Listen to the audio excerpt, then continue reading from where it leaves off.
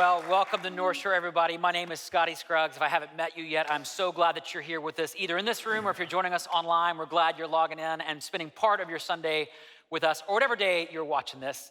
And it's a special day to be here because we're in this series called Relationship Goals.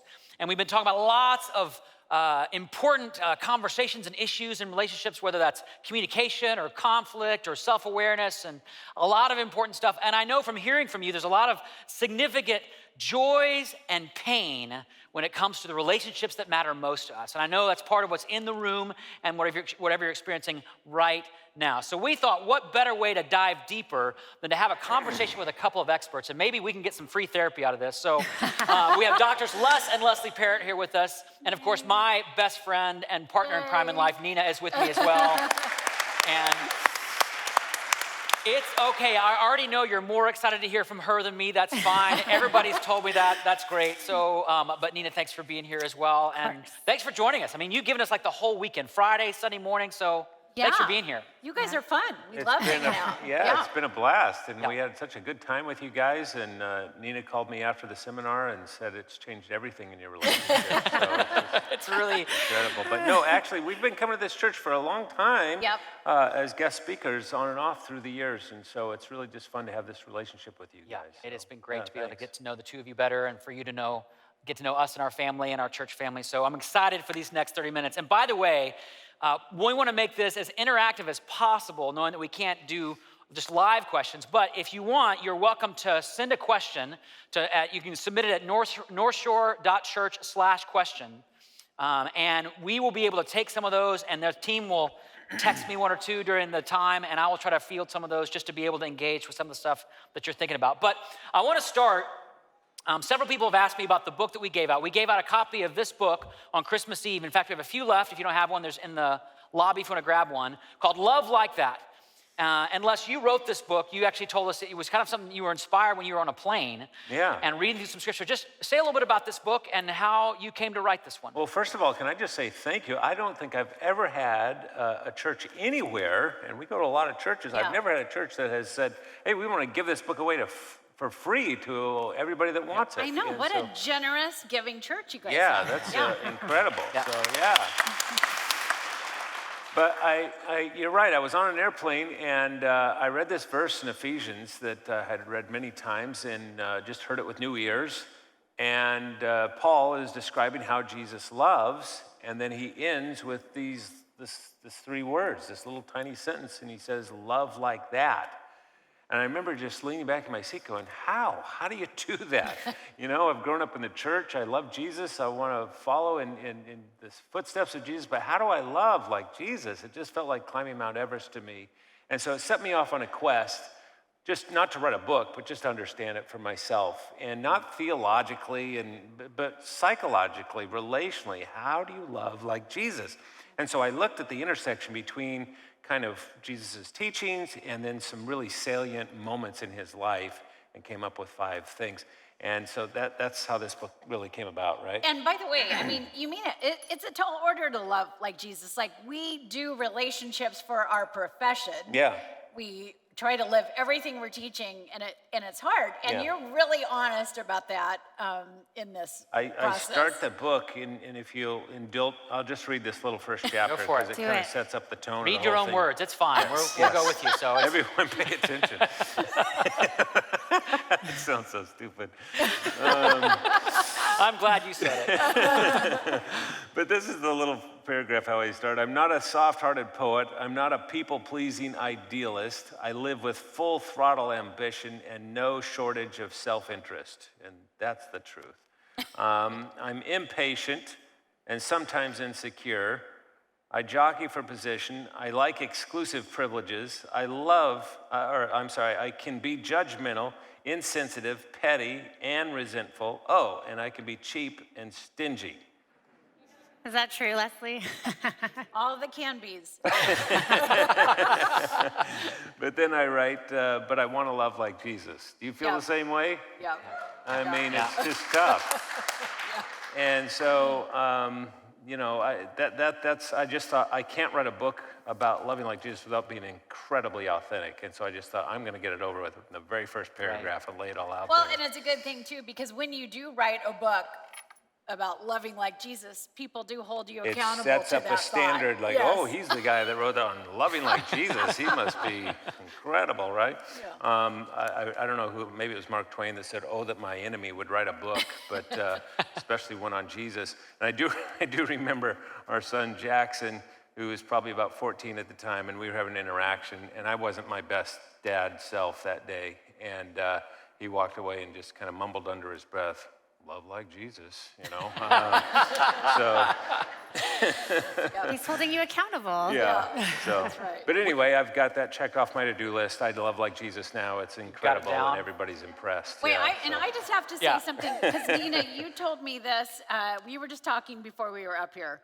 You told me a sweet story where your daughter, Nora, actually was loving like Jesus. She was. Yeah, this morning I told her I was feeling nervous about being up here, and she had come to my room and we were talking, and she's like, hold on, I'll be right back. And she ran to her room and she came back holding her little bear. She's like, you can take this with you on stage, and if you're feeling nervous, you can hug it. I was like, thank you. Yeah, it was sweet. That's chapter 3 in the book, the bear The chapter. Bear chapter. Oh my yes. gosh, she must have read your book. Oh, it's so Yeah. good. Well, she is a delightful, sweet, loving, and Yeah. sometimes not so much those things daughter. So we will. When she's not being completely self-centered, Exactly. yes. Yeah. Yeah.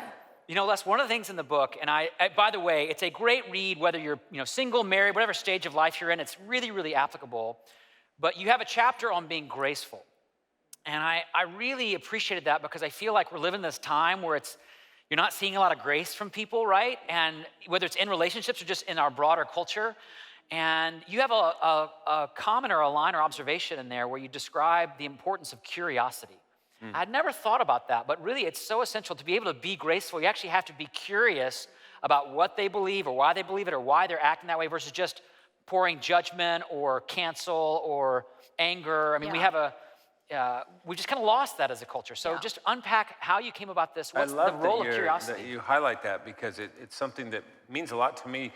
And as I studied all this stuff, that Jesus was very curious about people. And it wasn't about labeling and identifying, putting people in a box, but let me understand you. I want to understand you. And when you do that with somebody, it just opens up the channels for communication and relationship like nothing else. A curiosity quotient. Yeah, we call it the curiosity quotient, because it's literally the most powerful leverage you can have to make a connection with someone, right? But when you're judging, because the opposite of grace is basically feeling like, well, you don't deserve my love or attention. So in that moment, you kind of judge them to be lacking, like you think you know what they're all about. But curiosity says, wow, that catches me off guard. I'm surprised by that. Let me understand you. And that opens it up. By the way, even with someone you love, being curious about them is one of the best ways to demonstrate love. Because we often take for granted that we know everything about the people. Yeah, it was John Gottman at the UW that talked about your love map and how... Which is basically the space you have in your head to hold what matters most to the person that you love the most. And often, I mean, we've been married 37 years. I can think, oh, I've got him down. And it's old information. Like, he thought that 10 years ago, but not now. You don't even know me. I don't even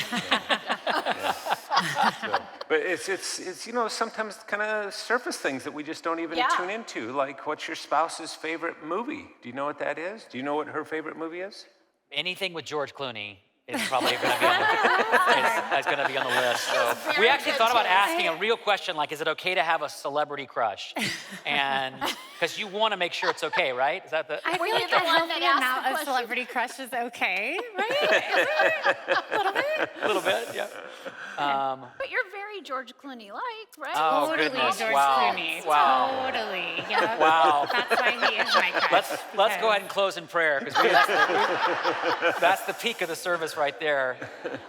But it's really important what you're talking about, because I think one of the things that I have been challenged on, just even in our marriage, is when I hit a moment where I want to disengage or I already feel like I've made a conclusion about it, to try to say a phrase like, tell me more. Yeah. which can seem like a small thing, but it's a powerful agent towards sure. saying like, I'm gonna give you some space to unpack that and have an open heart towards that.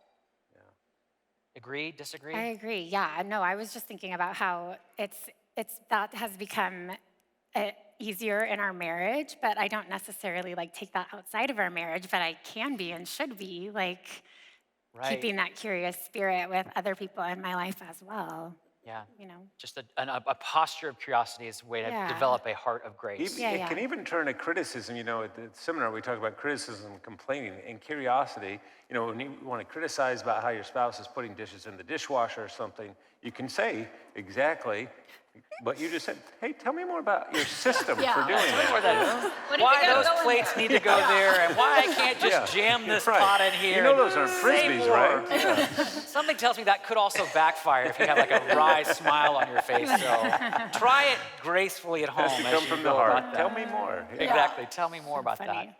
You know, there's something about, you know, we've been talking about with curiosity, just the culture that we're living in and all the conflict and the politics and whatnot. And we were just talking this morning, and you raised the question of how do you navigate in a relationship some of the differences, or if you're not aligned on everything. You were asking about this, right? Yeah, well, like none of us have ever been through a pandemic before, so we're all deciding for the first time how we feel about it and how we're responding to it, et cetera.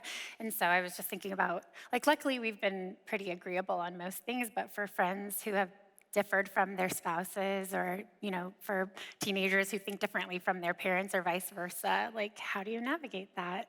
Trying to live like Jesus, we've never been through it. Yeah, and we've always had differences, right? We've always had differences of opinion, but we haven't had differences where it feels kind of like our survival is hanging on how we solve this, right?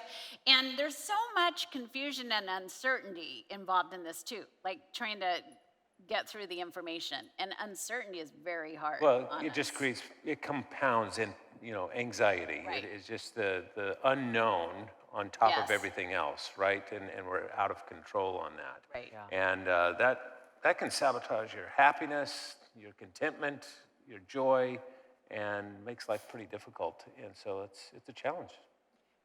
Yeah, I mean, you know, even when you agree on things, you don't always execute the same way. Like, you know, we're pretty much in agreement on stuff, but you know, I'm a little bit of a rule follower, so I'll get the mask on 10 miles before you get in the building or whatever. And yours is going to be You wear your right mask. here. You wear your mask in the car when you're the only one in the car. Okay, but sometimes I do that because I don't want to forget. You think she's going to get it from the radio? We Between have our places, reasons, right? We have our reasons. But I'm just saying, you know, not even disagreeing, we just have different ways of being in the world. Right. And so, I do it the right way, and you do it the other way. No, your job, let's say, tell me more about that. Driving with I your got to write mask that down. Hold on. Yeah. Yeah. Yeah. Oh my goodness. Well, it kind of points to, we were talking about this at the last service. You know, I often will blame my contentment level, even in a serious season like this, on my circumstances. Yeah. And you've written about this. In fact, in the book that we read before we got married, Saving Your Marriage Before It Starts, is an amazing book. It was such a great kind of way for us to tee up our marriage. There's a chapter on called The Habit of Happiness. And I feel like there's never been a more relevant time to be cultivating the habit of happiness. Yeah. What is that? Yeah. And why does that matter? Yeah, that phrase, the habit of happiness, comes from, I love it that you singled that chapter out, because that's the chapter that we almost didn't put in the book. Our editors and so forth thought, oh, it's just not as relevant as the other chapters. And we get more response on that chapter than any other single chapter in Saving Your Marriage Before It Starts. But there was a professor at Stanford. You've heard of that place, right? Heard of that place. And great football team. Okay. Yeah. And he wrote one of the very first textbooks in marriage and family back in like the 40s, 50s. And huge book, and in that book, he only has one single sentence that is italicized, and that sentence says, the single most important quality of a marriageable person is the habit of happiness. And then he goes on to describe that. And what he's talking about is the capacity we have as human beings to adjust to things beyond our control. Yeah. And that's so important because every marriage, eventually, no matter how good it is, eventually bumps into something bad. Yeah. And it's a jolt that you didn't see coming. For us, it was our firstborn. And that was a major jolt because he was born premature and multiple surgeries and didn't know if we'd make it and all that kind of stuff. And it was a jolt. And those things either pull you apart or, for not the majority, they pull you together. Yeah, well, and I like the habit of happiness is just that capacity to be resilient and continue to adjust, because often the jolts that we have are the unexpected thing, but in the same way COVID is, it's not just the moment of crisis that's a challenge, it's the chronic that settles in as a result of that crisis. And we've had it a couple times, everyone, we have our jolts, and then it's the chronic, okay, life is not gonna be the same now, because, because there were years, like our older son, he'd been always the healthy one, didn't have the challenges. And then he had, he's the adventure guy and the rock climber and the skateboarder and, just a free spirit. The younger son. Yeah, the younger son. Yeah. Sports concussion and then recovery, but not. So in the same way some people get long COVID, he got post-concussion syndrome is what they call it, and struggled for 4 more years with chronic pain. Still suffering. And it's the chronic, right?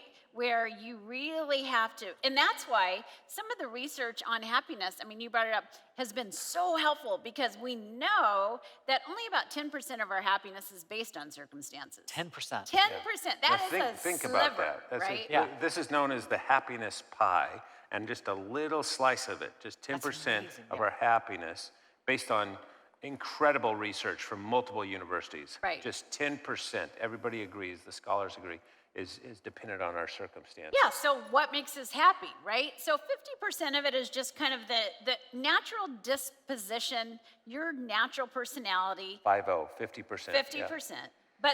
But here's the big slice that transforms your life. 40% is the choices you make.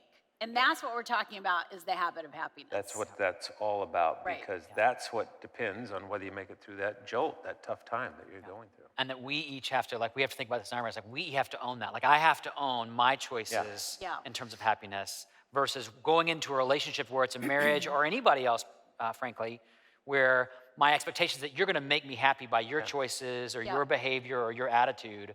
And reality is that's just it doesn't work. It actually drives disconnection. Marriage doesn't make you happy. You make your marriage happy. Wow. And if that Everybody hear that one? Come on. Yep. If that's not tweetable, nothing is. Yeah. So true. I was going to say, I would recommend that book to anyone, any young adults, pre-engagement even, as helpful as it's been for our marriage. It was just helpful for me personally to start practicing some of this stuff and just becoming aware of it. So you guys actually had those conversations pre-engagement. Did we? As a couple, huh? Did we read that before we were engaged? I can't remember. Before we were engaged, yep. And I know it was because I was that guy who didn't know how to bring up the marriage thing. I'm very awkward and nerdy, as we'll get to more of that later, I'm sure. But I was like, hey, you want to read this book? It's just this weird deal. She's I didn't get it. I was like, that I need is some not why we wrote that self-improvement. book. He's trying to hint something to me that I need to get better at. Yeah, we had lots of problems. We still have lots of problems, but we love each other and we work it out. So well, that book came about. That book came about because we didn't have any pre-marriage counseling. Yeah, and the two of us. In fact, the very first line of the book says we never had pre-marriage counseling, but we spent the first year of our marriage in therapy. And that's the truth. So that's why that book was written. Not for you to help you propose to her, but but we're glad that it all worked out. That's right.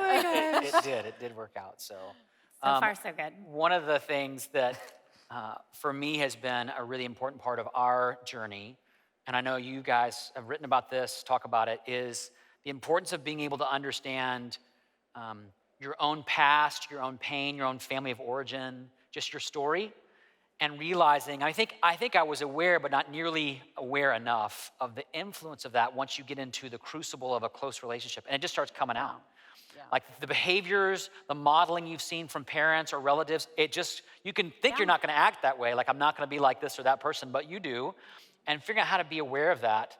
I remember a time, I don't know how long we'd been married, a few months, and we'd gotten into some conflict, some argument, I don't remember what it was about, and Nina, bless her, is very expressive and will speak her mind and say things like that, and I'm someone who will hold it in for several months, and then I'll process, just I'm the opposite end, and so like just being able to have a moment where I would feel the verbal expressive conflict and feel like, oh my gosh, this is terrible. Like she's really mad and she's saying these things and it means it must be a really bad sign and I'm wanting to get out of the room and she thinks we're connecting, right? Yeah. Like she thinks we're getting closer. So for you feel most intimate when he's safe and you can tell him all your feelings and Yeah.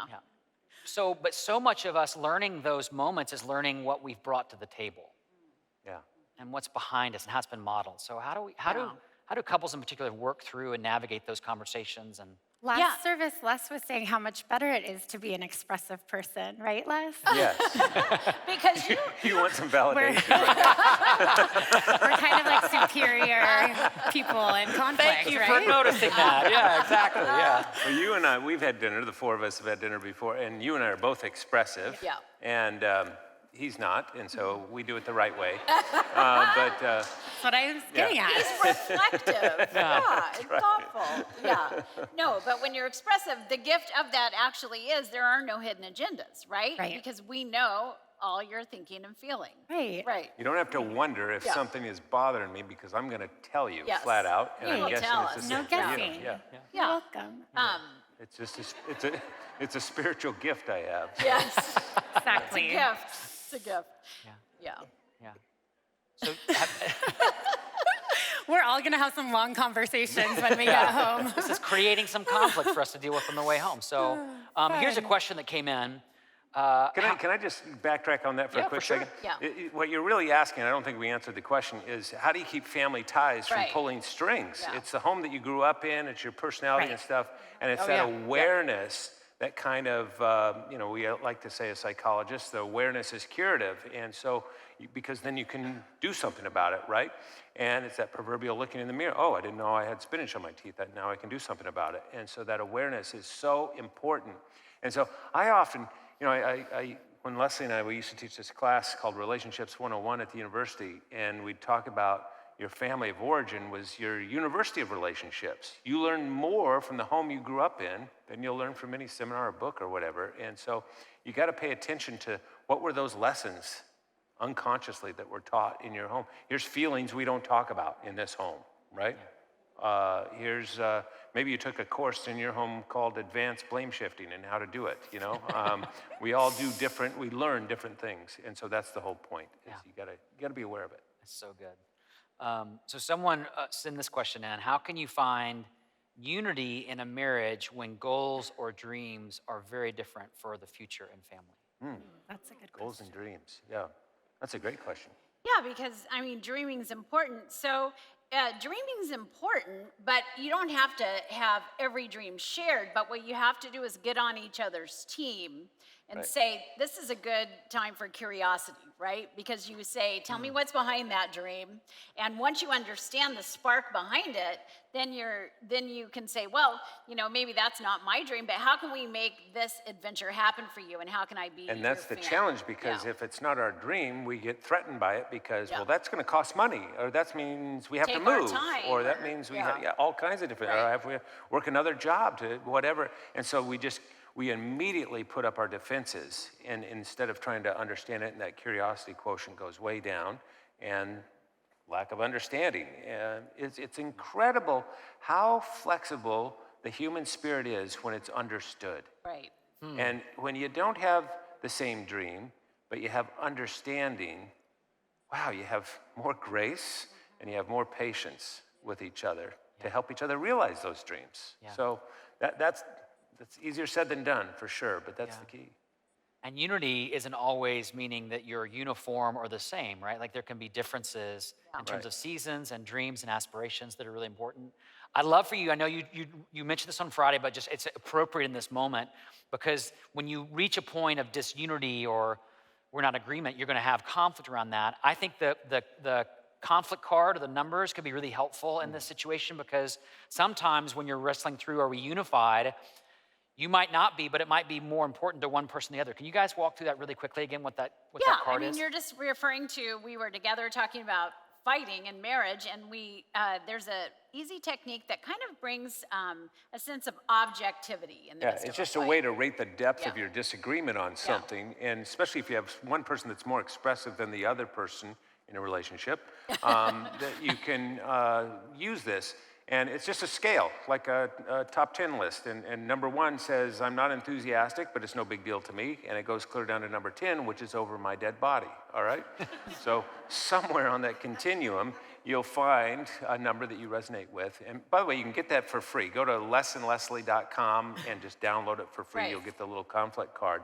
But that's what that's all about. Yeah, it helps when you're in an impasse, because once you know, by the way, if you're an expressive person, it always sounds like you care more about this issue from your perspective, right? Yeah. And so then if you have someone who isn't that expressive, but they might be feeling very deeply about the issue. So when you use that number, like, okay, it's like a 7 for me, now you're clear. Now you know what you're dealing with, and now you can really honor each other and how much it matters to you. Right. Absolutely, and that's really important even for two people that are very expressive, Right. which both of us are both We are, expressive, yeah. and so to rate that, it can be a real help. It's really So it good. helps everybody.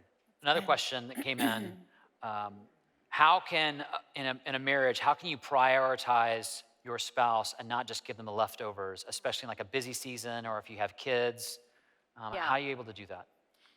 I mean, I love that question because, man, we love this person so much, but we're comfortable with them and we feel safe with them, so we decompress with them sometimes instead of engaging with them with any good part. You know, we have our best conversations and save our best energy for other places, and they get our leftovers because we love them so much, because they're so safe. One of my mentors, John Maxwell, leadership guru, told me early on, he said, when something good happens to you in the day, he said, its excitement will wane. And so he said, make sure the very first person that you talk to about that is Leslie. Otherwise, if you don't share it in that moment, by the time you get home, you've already talked to 30 people about it at the office or whatever else, and it's just kind of like, oh yeah, and by the way. By the way, and everyone else got your freshness, you know. So it's kind of like, don't serve them the leftovers. Make sure they're in the moment with you, even if they're not physically present. That's one tip. And there are ways to fill each other out. Like here's one thing I'll do. Sometimes Les is slammed with meetings all day. He'll be on conference calls. And then right when he escapes from his office and comes out to join me in the room, I'll be just wanting to ask him every question about every fresh conversation he's had, because that's me. I want to know all that. It's great. And I used to do that, and I could just feel him being drained. Now he'll come out, and sometimes he'll just sit.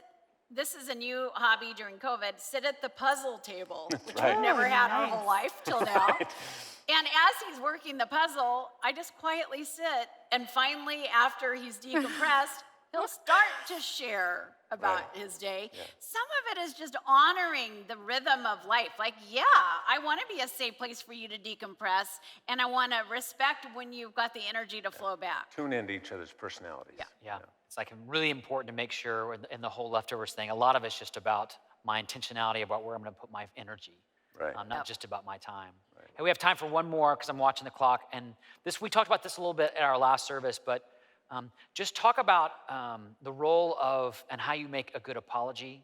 Someone asked about that, and now maybe some of the differences between men and women around that, and just how do you go about assessing, is it time to make one? Should I make one? How to make it sincere? Like because again, it comes out of conflict. Like how do we do the repair side?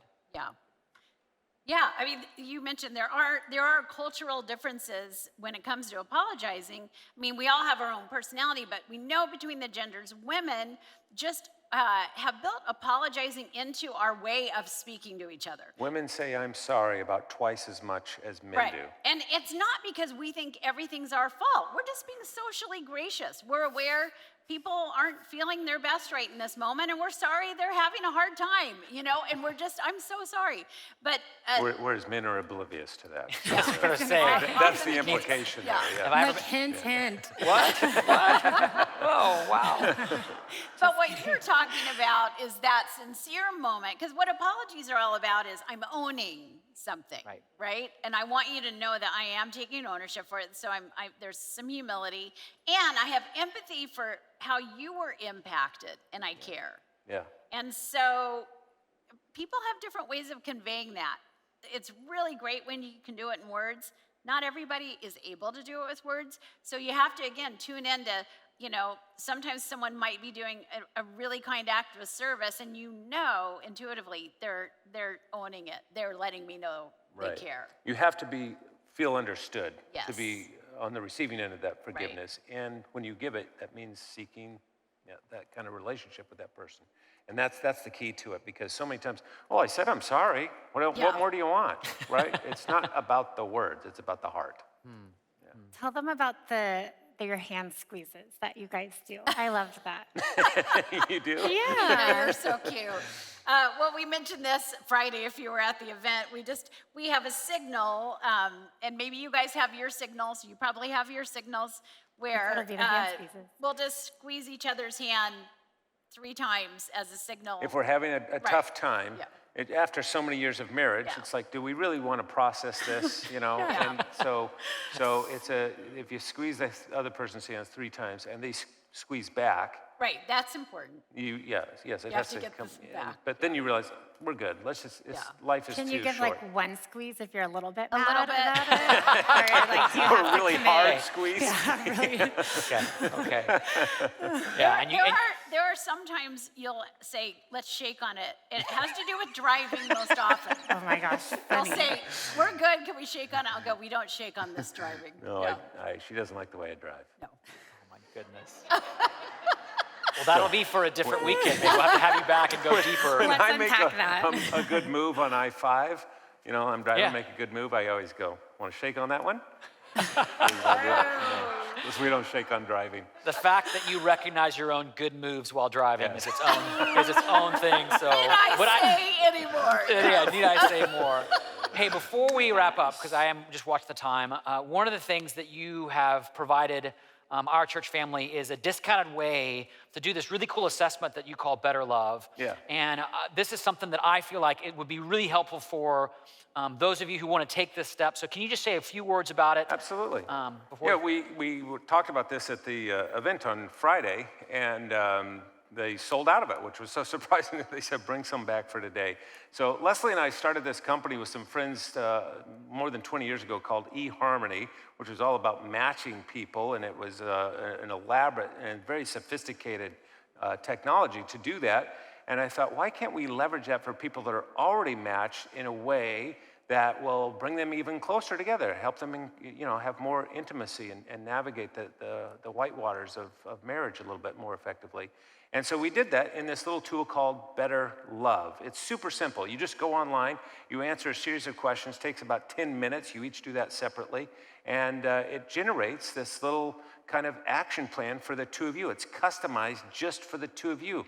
Like one of the things it does is describe your personalities, and gives you a little paragraph on this little kind of diagram, and it's all infographic and so forth. But there's 40,000 variables that go into that. So it's really specific just to the 2 of you. And then we do something that no other tool that we know of anywhere does. We take your 2 personalities, how God designed you, the DNA of your 2 personalities, and how that influences communication and conflict and time management and all the rest. And we bring that together and look at the chemistry between it. It's super cool and super fun. And so it's not about no shame, no blame, no guilt. It's just super easy. So what we've done... And some fun dates that come out of Yeah, it. there's a little action plan with a date, a little kind of 20-page deal that you can do some dates with exercises and stuff too. So, but anyway, they have a little table back there, and normally it's $35 and it's $30. That's per couple, not per person. Mm-hmm. And they just buy this little card, scratch off that code, and away they go. So that's great. And we've made arrangements, I understand, for people that might be viewing. So if you're watching online, you can actually do the Connect card and let us know that you'd like to be able to register or buy one of these, and we will reach out and make sure, whether it's coming by the facility this week to pick one up or other ways, we'll make sure we get those done. And I'm giving this one to Nina. All right. Oh, thanks. It's not as good as a teddy bear, but Yeah. it's yeah. Can we thank the Parrots for being here, Yay. and Nina as well for being here? Thank you. Hey, listen, before we wrap up, just a couple of quick words for you. I know, just from my own story and our marriage and our family, what we're talking about is something that you can't solve in 30 minutes or just put one piece of advice and everything changes. But I also know that when you go out and do the work of being intentional, of being curious, of being humble, of being willing to listen, of taking a survey and saying, hey, how can this help us? If you just, to put some investment in, there's always fruit that comes out.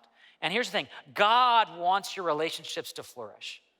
And I love that your heart, I love your BHAG, your goal as for your ministry is to bring down the divorce rate, and we are with you in that. And we are here today as partners in that because when people are thriving in relationships, they can thrive spiritually as well. So we're so glad you're here. Thanks for being here. Have a great week. Next Sunday, we're back. Our next message is called Toxic People and What to Do About Them. So you're not going to miss next Sunday. It's going to be an adventure. Have a great one, and we'll see you next week. See y'all.